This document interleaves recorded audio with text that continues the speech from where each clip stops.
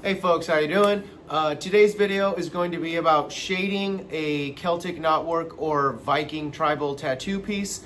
I had a viewer request a video on how to shade those guys, so we're actually just going to do a whole nother designing an actual Viking tribal piece, and then we're going to shade it. There's two different ways that I've noticed that people shade it. There's the dot work style shading, and then there's just good old fashion classic whip shading. And so yeah, if you're curious at all about how to design your own Viking tribal or Celtic knotwork pieces, this video is for you. I'm Clay the Techie Tattooer. Let's just get to the iPad. All right, so today's piece, we are going to design a forearm Jorgamunder. I'm not exactly sure how to pronounce it. I'm not even gonna lie, but you know, the world serpent, right? That's gonna be the piece that we're doing today.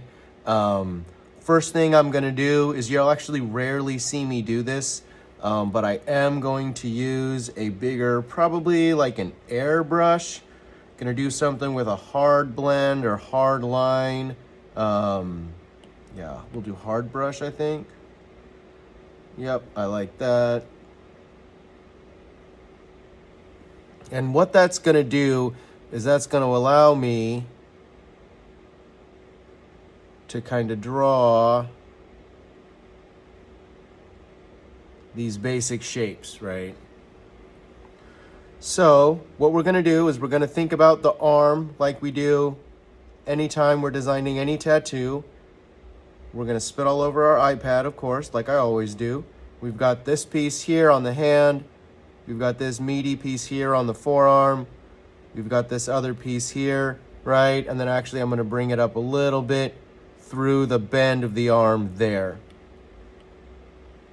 Take this opacity way down, just so you can kind of see what I'm working with idea-wise. And we're gonna wanna go like something kind of like that for the tail. Actually, I'm gonna make this a little bit thicker. We'll go back to 10%. Yep, something kind of like that. I'm gonna put a swoop in it here. And then we are gonna go for a swoop there, and then have the head come off it like that. That's gonna be our rough piece design. Then I'm gonna go for another color, and we're gonna go back to a 5%. All right, so that's gonna be our overall design there. Gonna take these layers again. I'm gonna get rid of the sketching layer, bring both of the opacities down on the purple and red layers. And we're gonna go back to my inking, my technical pen. I think I was on a different pen there. Yep, so technical pen and technical pen. And now on to the drawing. This main line here, this main red line, we are going to go a little bit thicker than that. Let's see what 20 looks like. Yep. Hold it, get a nice solid line out of that. Bring this back in through there. Actually, I'm gonna bring up the stabilization. We're gonna go all the way into the 60s. Yeah, we'll do 70%, why not? There we go, and now my lines aren't gonna be as wobbly.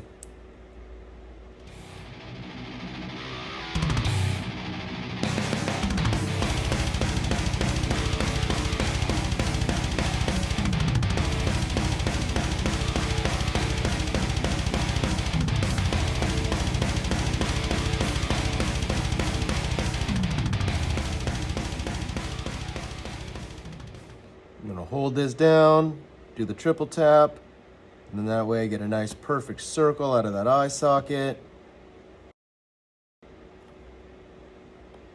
Yep.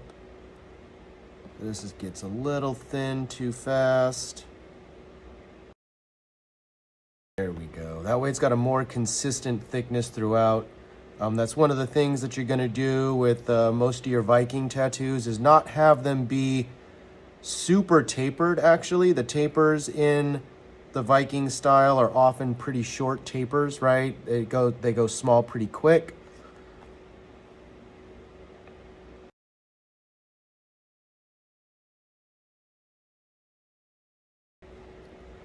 Actually, I'm gonna thicken this. I'm gonna bring this down a little bit, because what I am gonna do is actually split this guy into two. That's what this little purple line is here. So actually I'm gonna go onto a new layer so I can just draw straight through this.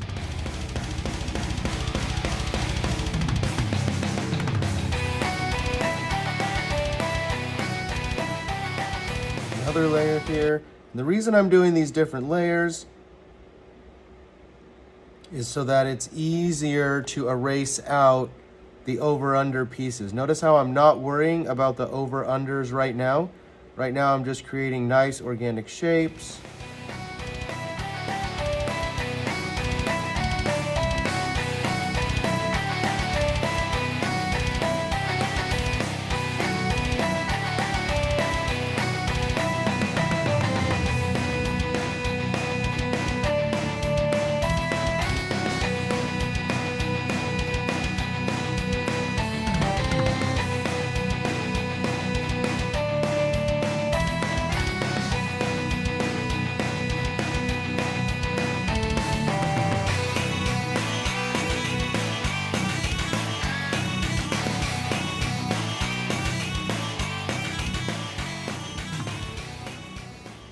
Take a risk, and I'm gonna go ahead and actually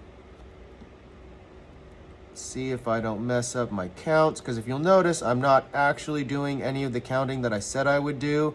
I'm actually going for a pure organic piece, which is not normally what I do, but I'm also just trying to get a down and dirty example for you guys too. So it's kind of a balancing act here between what I would normally do and what I'm just trying to do for a super quick tutorial to show the basics of what this design style is like.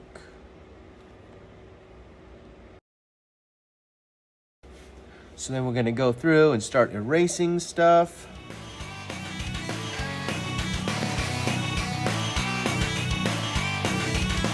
All right, so here's where we start counting. We've made our first choice. This one goes under, right? So that means this line went over, which means it now has to go under. So let's see, it went over, under, now it's gonna go over. So now we've gotten our first little bit, we've got this over piece, and then it goes under, and then it goes over, and then under again. So that lines up perfectly with what we expect for the rule system. Then this guy, because it went under, it's now going to go over in its next iteration.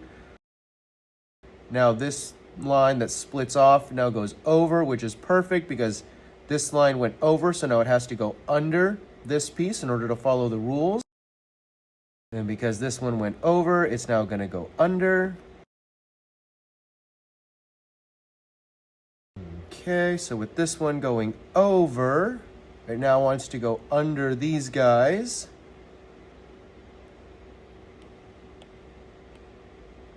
So let's see here. This one went under. So then, yeah, if we have it go under again, right? So we've now split this and we're now making a mistake or trying to figure out how we want this to work here, because the very next thing it should do is go underneath this guy, which I believe is in this one here. So it goes under, so it wants to be over this.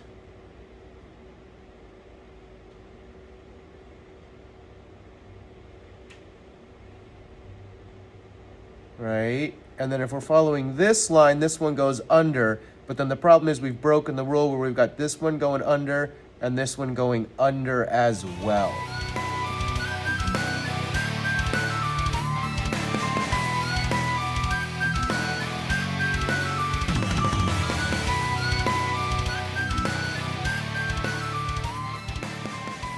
Because both of these suckers now go over, right?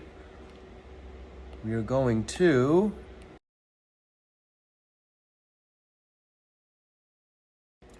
and so now we're back on our proper over-under rules for this guy, right? Where he goes over, under, right? And then over again. And then back under again.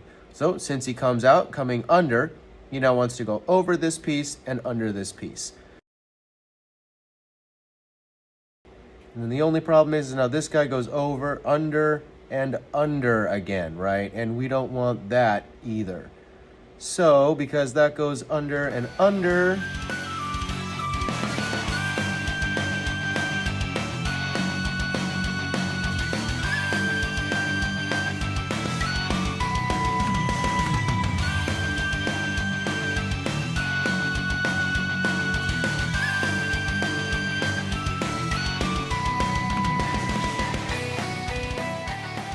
all right.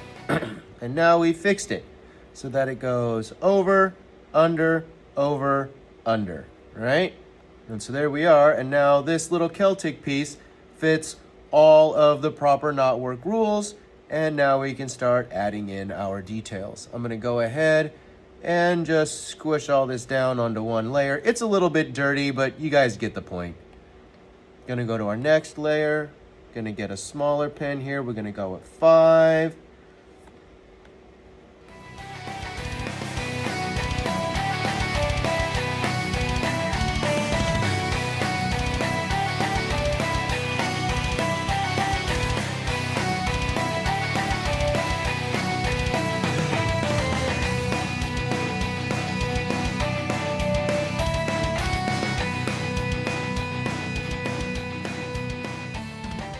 Now we're going to squish this all down onto a single layer again. I'm going to go ahead and get rid of these guys. Well, I'll show you guys what the dot work would be like. I'm going to move to a monoline here. So we're going to go to calligraphy, monoline. There's 2 ways to shade this. The one way is to add dot work.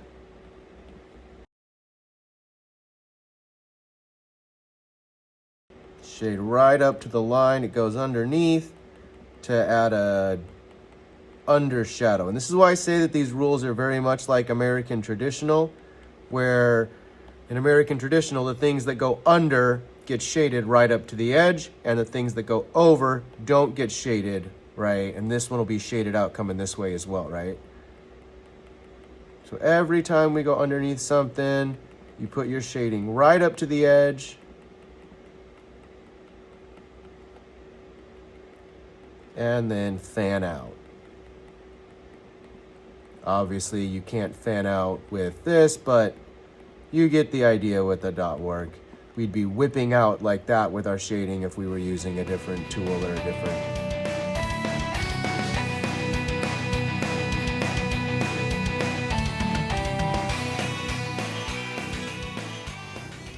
There we go, and then we're making sure, so underneath here, under there, under there, under, there we are.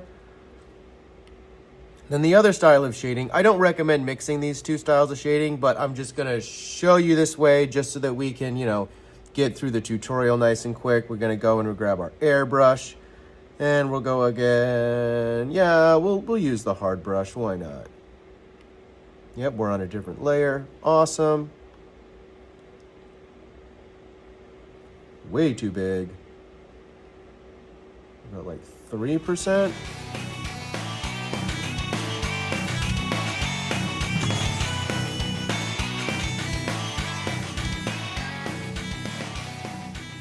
And there we are. That's the basic shading that I would use for shading a Viking knotwork piece like this.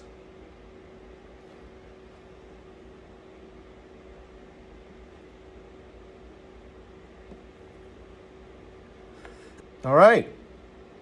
Yeah, so that's just a super simple down and dirty way of shading it. There are different things you could do. You could actually make this whole line and this area black and darker and whatnot. Totally acceptable. It'll add differentiation to the lines. You can actually add solid shading all throughout this guy. A lot of people will actually put, you know, Celtic runes in here as well. Whoops. Right, so this is where you'll find, you know, the Celtic runes going on and this kind of stuff, right? And you can absolutely add runes in through here depending on how big your design is. That's very, very common. You put some power words for your friends or whatever it is, maybe a family last name. It all just depends on what you've got room for and how you can make that happen.